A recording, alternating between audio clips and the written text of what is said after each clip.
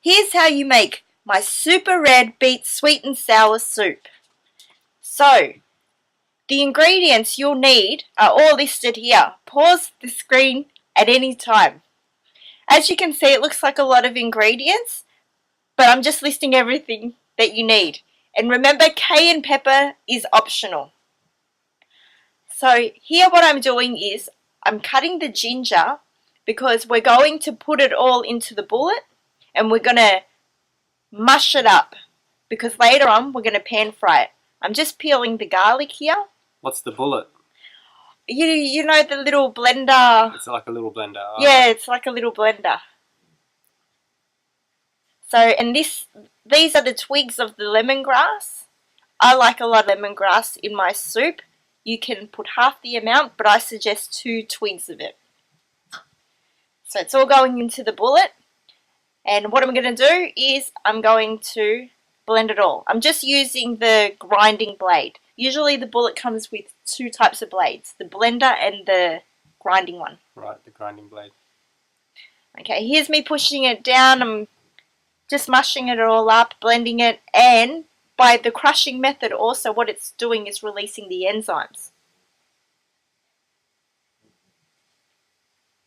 Okay, so here you can see it's all crushed and mushed up. That's the consistency you want? Yep, that would be good enough.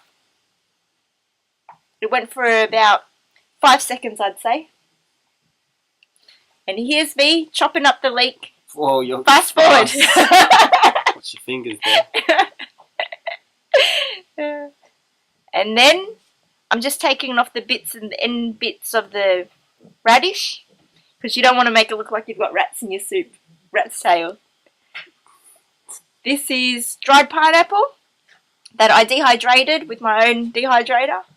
And now I'm working on the beets. So I'm just removing the ugly bits. Do you use there? I've got about a bunch. Which is how many? 5 small beets? I think there's probably about 7 in that one. Okay. So I've chopped them all up. 7 small beets. Looks like you've got about 6 radishes there. Yep. So beet to radish ratio. So now we're working on the onion. And now we're going to the pot. I've got virgin coconut oil there.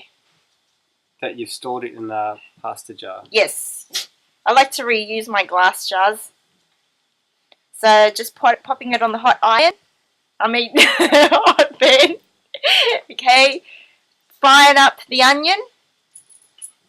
And now I've got the crushed garlic and ginger, lemongrass, all that. It smells amazing. So you're not frying the onion until it's caramelized. You're just heating it up a little bit. Then well, because I'm not using a fry pan, I don't want to put it on for too long because then the pot burns. So now I've just popped the leek in as well. Here's just a bit of water that I've just used in the bullet just to get the rest of the onion. So now I've got the 5 spices, the Chinese 5 spices. I've put a teaspoon of salt in there. Sea salt, that is? Yes, sea salt. Sea salt has minerals in there. So you don't want the iodized. Okay, now that's agave nectar. You can put 1 to 2 tablespoons in there. That was just the rest of the water. Okay, so, and now I'm putting about 3.5 cups of water in there. Now, this method I put cold water, but I recommend you put boiled water because then it just cooks a lot faster. Now I'm just putting all the rest of the ingredients in.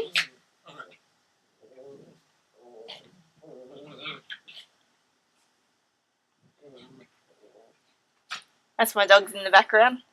Then that's pepper. And a can of tomatoes. So you're using organic peeled tomatoes there? Yep. I prefer fresh, but way. yeah, it's just you can't always get fresh tomatoes, so I always have like cans available just in case. That's going to give it the nice sour taste to it. Delish. Now we've got miso paste. Now people don't know how versatile miso paste is. Instead of just adding salt, add miso paste as well as salt because then it gives body. So 15 minutes later while it's simmering and cooking up all the veggies, you've got super red beet sweet and sour soup ready to serve.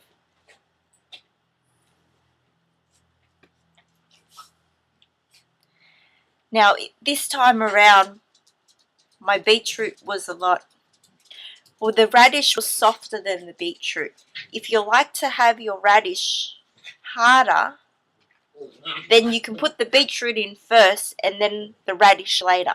I like my radish soft. Then, here it is. It's absolutely delicious. You've got to try it.